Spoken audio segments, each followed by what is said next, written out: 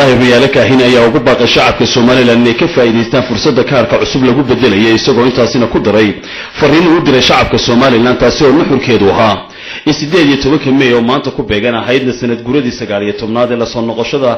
madax banaanida Soomaaliland iyo konton guurada waqtigii ay Soomaaliland ka qaadatay gumaysigii Ingiriiska xorriyadeeda oo iyaduna ku beegan 26 Juun oo soo socota ay labaduba yihiin laba fursadood oo looga dabaaldegi jiray Soomaaliland xusaskaasi balse sanadkan labaduba ay ku beegmeen bixinta kaararka cusub ee la qaadanayo codbixinta doorashada soo socota iyo maalinta doorashada madaxweynuhu ay ku beegan tahay sida awgeedna labada maalmoodba xuskii la sameyn jiray ee fagaarayaasha la joojiyay shacbi weynahana waxaan leeyahay warta labadii xafladoodba waxay naga beegmay midna doorashadii dambaa ku beegan 26 Juun oo waliba konton guuradeennii markaan dhinaca ka eegto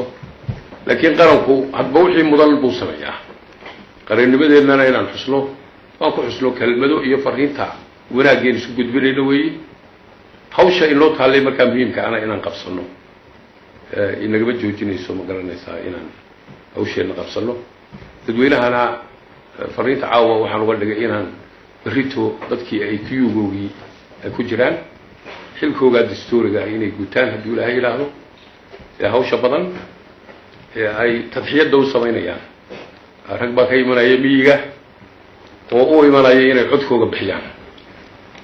oo kaarkooga ay bedeshaan si ay codkooga berrito u bixiyaan dad badan baa dadaal samaynaya waan u mahadnaqayaa runtii halkan mahad baan uga jeedinayaa iyo ammaan waxaan u rajaynayaa guud ahaan ummadda reer Soomaaliland guda iyo dibadba hadday joogaan guul iyo horumar baan u rajaynayaa dardaarankeennuna anigu wuxuu yahay midnimada iyo wax kastoo walaaltinimadeena xoojinaya inay inoo noqoto udub dhaxaadka kulligeena ka wada shaqeyno wax kasti oo wax inoo dhimayo khilaaf keenayana inaan dhammaanteen ka fogaano hadduu ilaahay yidhaahdo ilaahayna wuu inoogu garab geli doonaa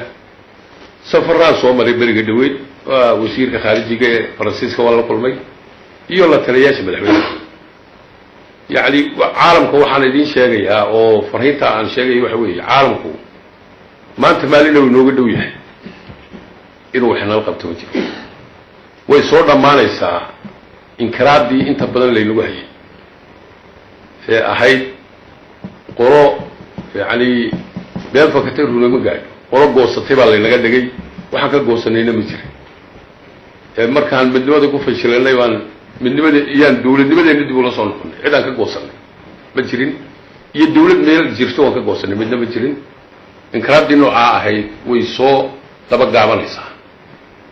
عالم كحقيق دي وسو دوانية ورشلا ما أنتنا إن شاء الله نبض بكل عيه وحان ومضى وجود بشارين يا نبض عن دور الشدة أكو أي لغة لماتو إلى نقول دونتو أقول سجسونا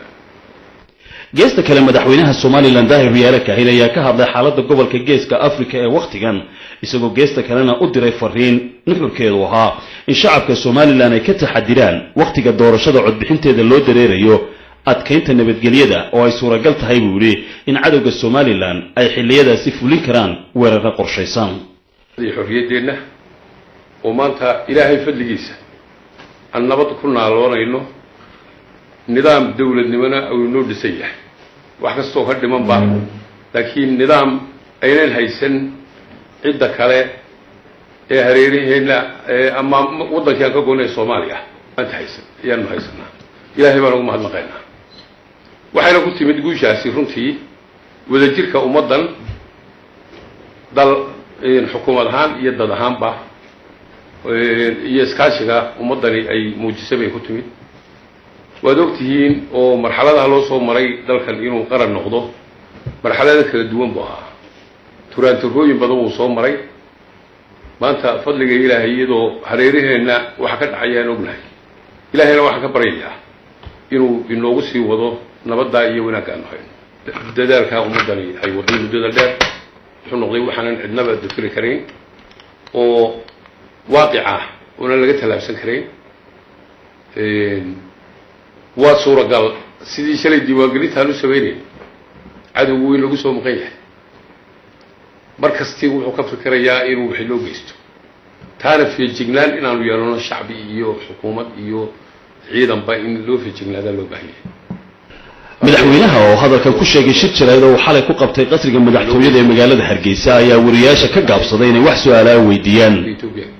Khadar Maxamed Cakulle, Universal